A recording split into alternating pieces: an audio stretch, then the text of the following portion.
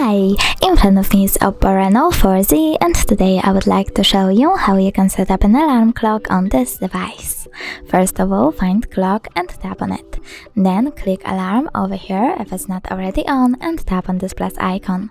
Then you can set up an hour, and when you're done, select ring once or custom.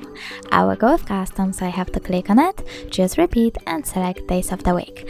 I will go with Mondays and Wednesdays.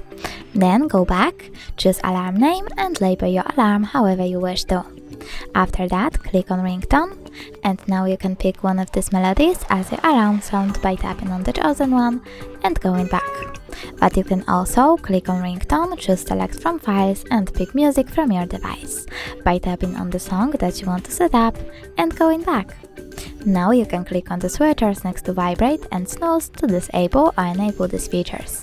When you're done, click at the top right corner of this pop-up over here, and as you can see, my alarm was successfully added. You can turn it off completely by tapping on the switcher next to it and picking one of the options. If you want to turn it back on, just click at the same one. Thanks so much for watching. If you enjoyed this video, don't forget to leave a like, comment and subscribe. Bye!